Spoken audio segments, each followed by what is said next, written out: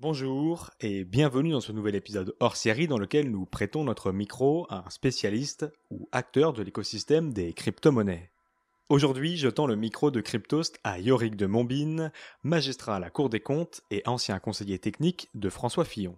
Il est également chercheur associé pour l'Institut Sapiens, pour lequel il a rédigé 2 articles sur le Lightning Network et sur l'essor des crypto-monnaies. Yorick, je te laisse te présenter.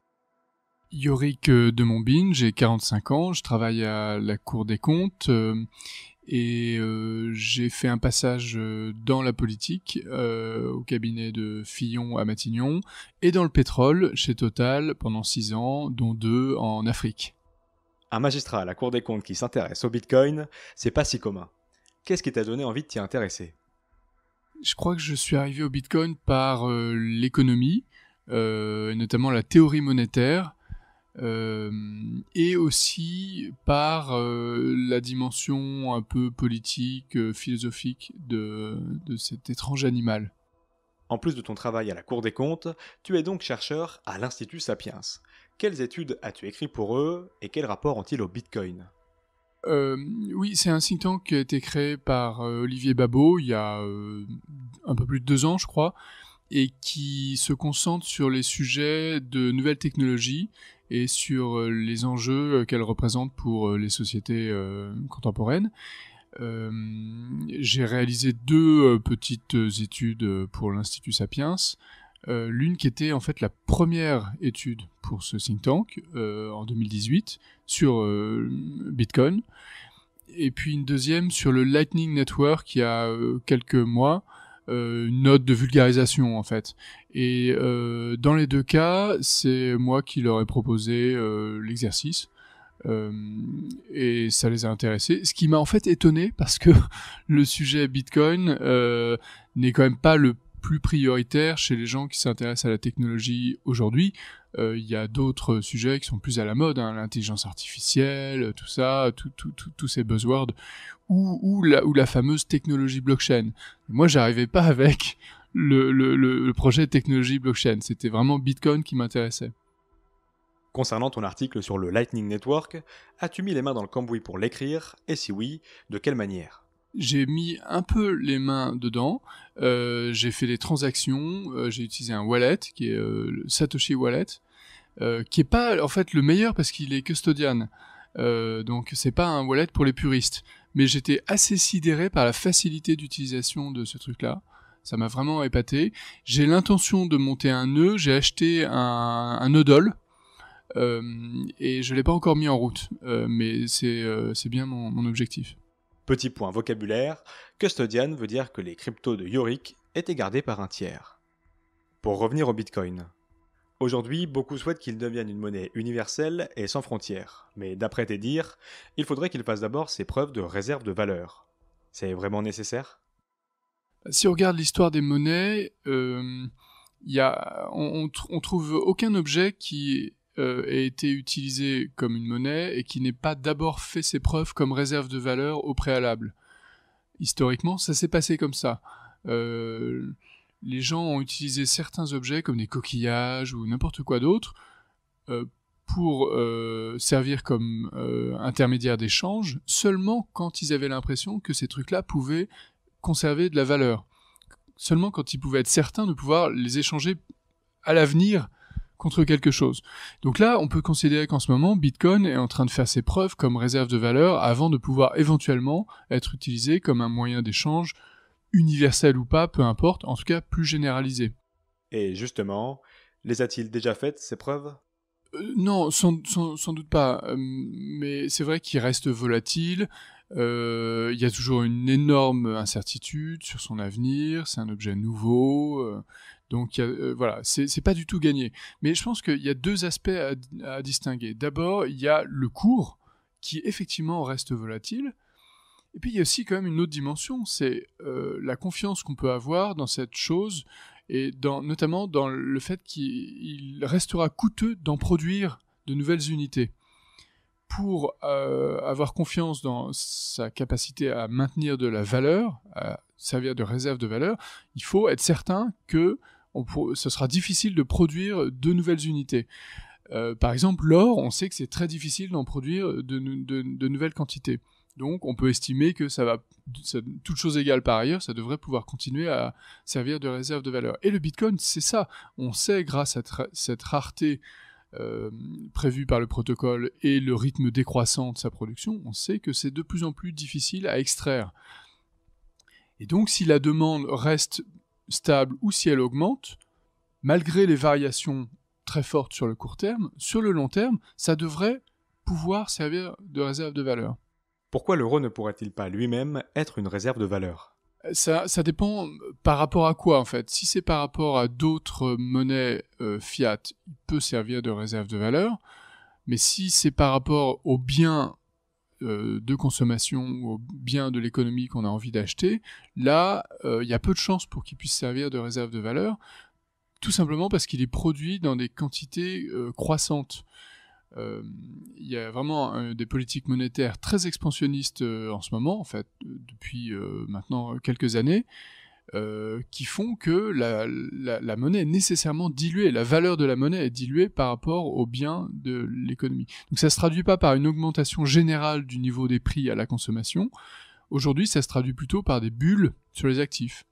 C'est de plus en plus cher d'acheter de l'immobilier, des œuvres d'art, des actions, etc. Il y a peut-être une autre dimension, c'est que vu les crises économiques majeures qu'on a vécues dans les dernières années, et vu la mondialisation et la concurrence internationale croissante depuis quelques décennies, normalement, l'évolution naturelle des prix, ce serait plutôt une diminution, s'il n'y avait pas ces politiques monétaires très expansionnistes. Les progrès de la technologie et la mondialisation devraient faire baisser les prix. Or, les prix à la consommation ne baissent pas. La baguette de pain, le prix du café, etc. ne baissent pas.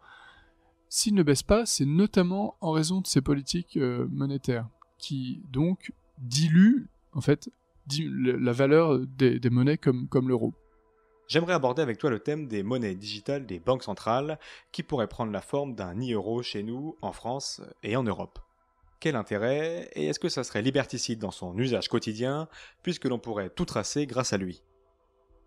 Alors ça dépend un peu de la manière dont ça va être réalisé, et notamment est-ce qu'on va éliminer le cash physique ou pas.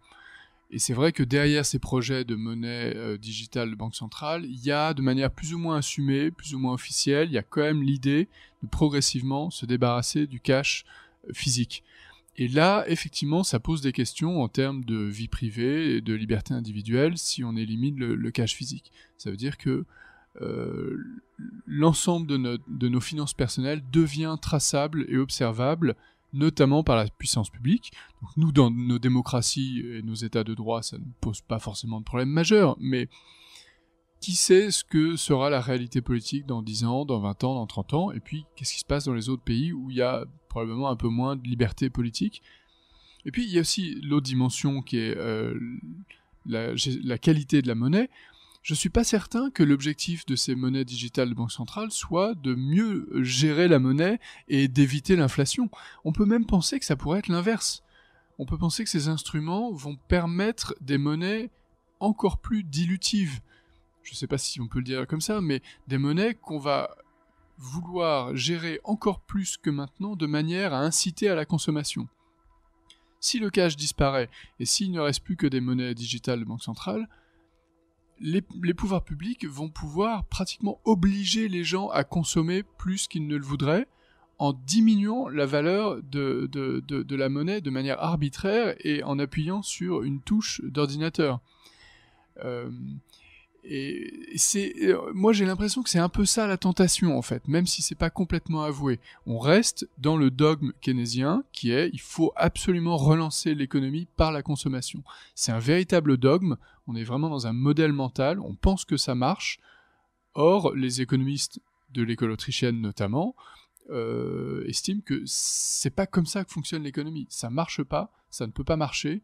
Et il faut raisonner autrement. Et donc de ce point de vue-là, ces projets de monnaie digitale de banque centrale sont plutôt une menace, pas seulement pour les libertés individuelles, mais aussi pour la qualité de la monnaie et pour le fonctionnement de l'économie. L'un des arguments avancés est la facilitation des versements d'un revenu universel. C'est recevable ? Ça pourrait sans doute faciliter un revenu universel. Après, la question c'est est-ce que c'est un objectif souhaitable, le revenu universel? Il y a des débats là-dessus. Si on pense que c'est souhaitable, à ce moment-là, très bien, il faut faire ce type de monnaie. Moi, je suis pas certain que ce soit une bonne idée, le revenu universel, mais ça, c'est une opinion personnelle, hein. En pratique, cela voudrait donc dire un wallet par citoyen, où les banques centrales, par exemple, effectueraient des virements mensuels et uniques tous les mois. C'est une bonne idée sur le fond? Pour moi, c'est simplement comment dire, une étape de plus dans une forme de socialisation de l'économie. Est-ce qu'on est certain de vouloir continuer à socialiser l'économie? Aujourd'hui, par exemple, les banques centrales détiennent des actifs de plus en plus variés, de plus en plus nombreux, et ce qui va donner un pouvoir croissant à la puissance publique sur le fonctionnement de l'économie. Est-ce qu'on est certain que c'est une bonne idée? On peut toujours habiller ça avec des objectifs philosophiques très nobles et très louables, hein, de lutte contre la pauvreté, de relance de l'économie, etc. La question, c'est est-ce qu'on est vraiment certain que ça marche, que ça va fonctionner? Est-ce que ce dont on s'inspire dans le passé a vraiment fait la preuve de son efficacité? Moi, j'ai vraiment des doutes là-dessus. Si une monnaie numérique souveraine sort, avec une capacité de traçage de chaque transaction, on voit difficilement un pays qui va dans cette direction autoriser des monnaies anonymes sur son territoire, comme Monero. Va-t-on vers une interdiction de ces cryptos anonymes? C'est tout à fait possible, hein. Je vois pas très bien comment les pouvoirs publics peuvent laisser se développer des monnaies aussi anonymes que Monero. Monero qui visiblement a aussi d'autres enjeux techniques, hein, de scalabilité, mais en dehors de ça, je sais pas comment les pouvoirs publics peuvent les autoriser. Mais je sais pas non plus comment ils peuvent les empêcher. Euh, Là, je pense qu'il y a un dilemme où, enfin, il y a vraiment quelque chose d'assez complexe à analyser. Euh, est-ce que les pouvoirs publics vont pouvoir euh, empêcher le développement de certaines de ces cryptos, que ce soit Bitcoin ou les cryptos plus anonymes? Je ne sais pas s'ils en ont le pouvoir en fait. Un mot sur les stablecoins. Ils sont un peu dans le viseur des banques centrales et des États en ce moment, mais quelle est leur place dans l'univers des cryptos? Bon, les stablecoins, moi j'avoue que j'y connais pas grand chose et j'ai du mal à m'y intéresser. Je vois bien que ça peut être utile, ça peut rendre des services, il y a des gens qui sont passionnés par ça, il y a une énorme activité, une énorme effervescence. Bon, moi, modestement, j'avoue, je suis pas sûr de bien comprendre tous les tenants et les aboutissants sur ces sujets. Et puis, bon, bah, je m'intéresse à quelque chose comme Bitcoin et j'espère que Bitcoin va pouvoir se développer sans qu'il y ait besoin de stablecoin. C'est plutôt ça mon centre d'intérêt principal. Donc, j'ai pas grand-chose de très révolutionnaire à raconter là-dessus. Suite à tes travaux, es-tu favorable au Lightning Network, cette couche sur Bitcoin qui permet de réaliser des micro-paiements? Ah oui, alors moi, effectivement, Lightning, c'est quelque chose qui m'intéresse beaucoup. Il y a beaucoup de débats là-dessus. Il y a des bitcoiners qui sont très déçus par le Lightning, qui pensent que ça se développe trop lentement, qu'il y a des enjeux techniques et scientifiques presque insurmontables. Alors ça, j'ai pas tellement d'opinion là-dessus, mais j'ai l'impression que depuis qu'il fonctionne depuis 2 ans, ça se développe pas mal. La promesse est vraiment fascinante. L'idée de pouvoir faire des micro-paiements pour des coûts dérisoires, avec un niveau de sécurité très convenable et avec même un niveau d'anonymat supérieur à ce qu'il y a sur Bitcoin, sans dépenses énergétiques additionnelles, si ça se développe, c'est vraiment une rupture importante. Et pour l'instant, ça semble progresser. Et si ça se poursuit, effectivement, ça aidera à une adoption supérieure de Bitcoin parce que ça permettra de créer des services nouveaux. Ça sera très utile pour les commerçants et ça permettra de développer des services qui nécessitent du micro-paiement et qui ne sont pas possibles aujourd'hui et qu'on n'a donc même pas encore envisagé aujourd'hui. À quoi ça servirait? Lightning Network pour les micro-paiements et le Layer 1, le réseau principal donc, pour les gros paiements? Oui, j'ai l'impression qu'il y aura une répartition effectivement un peu naturelle entre ces deux réseaux, entre le layer 1 et le 2, en fonction du type de montant, enfin du volume de montant qu'on voudra faire passer. Pour les gros montants, il sera plus rationnel d'utiliser le layer 1 puisqu'on aura des frais de transaction proportionnellement beaucoup plus faibles. Et pour les micro-paiements ou les paiements de taille modeste, ce sera plus rationnel économiquement d'utiliser le Lightning avec des frais réduits. Est-ce que les banques pourraient être amenées à posséder du Bitcoin comme elles possèdent aujourd'hui de l'or dans leur coffre? Oui, ça me paraît. Je sais pas très bien comment ça va se faire, quand, qui va le faire, mais ça paraît plutôt réaliste d'imaginer ça. Si Bitcoin poursuit son développement, il deviendra de plus en plus incontournable pour les institutions financières classiques.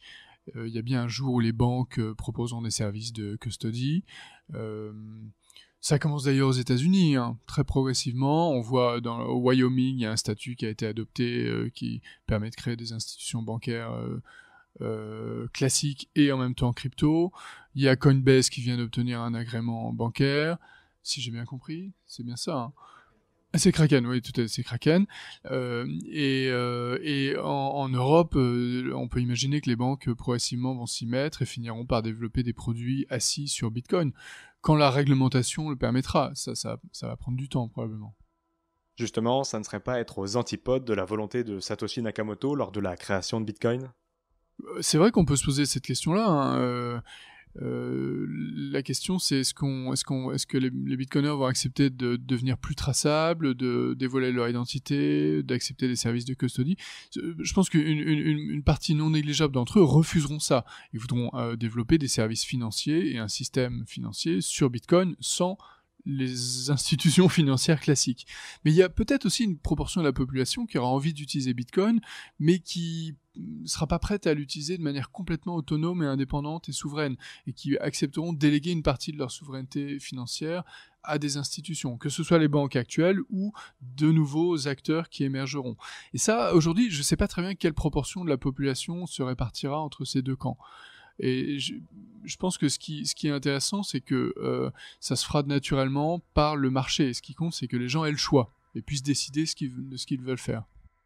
Focus économique. Est-ce que l'aspect désinflationniste de Bitcoin pourrait permettre de freiner la surconsommation des ressources naturelles en quête du profit et de la croissance permanente, incompatibles avec les ressources limitées de notre planète Terre ? Alors, il y a beaucoup de choses imbriquées dans cette question. La recherche du profit, je ne crois pas que ce soit un problème en soi, c'est au contraire très positif. La croissance, c'est pas un problème en soi non plus. La recherche de la croissance, c'est plutôt un facteur de progrès, d'enrichissement, d'augmentation des richesses, y compris au profit des plus pauvres. Si on parle de surconsommation des ressources naturelles, alors là, la croissance est un problème. Alors, qu'est-ce qui se passerait si on n'utilisait que Bitcoin ou une crypto-monnaie désinflationniste, c'est-à-dire une monnaie qui serait propice à la baisse des prix ? Effectivement, dans ce cas-là, le comportement de consommation des individus serait différent. On achèterait sans doute moins à court terme, des choses périssables, il y aurait sans doute moins de phénomènes qu'on appelle par exemple l'obsolescence programmée, on serait moins incité à dilapider les ressources naturelles, on serait incité à mieux planifier dans le long terme, à investir dans le long terme. Donc voilà, c'est difficile d'imaginer exactement comment ça fonctionnerait, mais il y aurait sans doute moins de surconsommation au sens où on l'observe aujourd'hui, qui est sans doute défavorable à certains équilibres naturels. Et peut-être que les choses fonctionneraient un peu plus comme elles fonctionnaient au moment de l'étalon or. L'étalon or était une forme de monnaie désinflationniste, au sens où, toutes choses égales par ailleurs, les prix avaient tendance à baisser. Et les gens épargnaient plus et étaient moins dans la surconsommation de court terme. Par exemple, c'était plus compliqué de s'endetter pour acheter tout de suite des choses massives au moment de l'étalon or. Et ce serait sans doute aussi le cas dans une situation où Bitcoin serait plus répandu. Donc c'est vrai que là, Bitcoin, c'est un changement de paradigme et c'est aussi un changement culturel. C'est un changement civilisationnel, ça change beaucoup de choses, potentiellement. Et y compris dans ces domaines-là, un peu inattendus, que sont la surconsommation, l'exploitation des ressources naturelles. C'est quelque chose qu'on n'avait pas forcément vu dans les premières années de Bitcoin. Et c'est quelque chose qui devrait, à mon avis, être un peu plus étudié et un peu mieux présenté dans les médias. Dernière question, Yorick. Toi qui as travaillé auprès des politiques et dans certains grands cabinets ministériels, quel regard portent les politiques sur le roi Bitcoin ? Alors, chez les politiques, on est toujours quand même dans un scepticisme absolu et même une certaine méfiance vis-à-vis de Bitcoin. Les hommes politiques qui comprennent Bitcoin, qui s'y intéressent, qui voient son aspect positif, restent quand même très rares aujourd'hui. Après, il y a l'autre sphère qui est la haute fonction publique, Là, peut-être qu'il y a une prise de conscience qui commence à se mettre en place, mais on reste aussi dans la mode de la technologie blockchain, des cryptoactifs et progressivement des monnaies digitales de banque centrale. C'est quand même ça la mode, hein, c'est clairement. Merci beaucoup Yorick d'avoir répondu à toutes nos questions. J'espère que ce hors-série vous aura plu. N'hésitez pas à partager le nom d'interlocuteurs que vous aimeriez entendre sur ce format sur les réseaux sociaux de Cryptost comme Twitter et Telegram. D'ici là, restez curieux et connectez au site de cryptost.fr pour être à l'affût de toutes les dernières news crypto.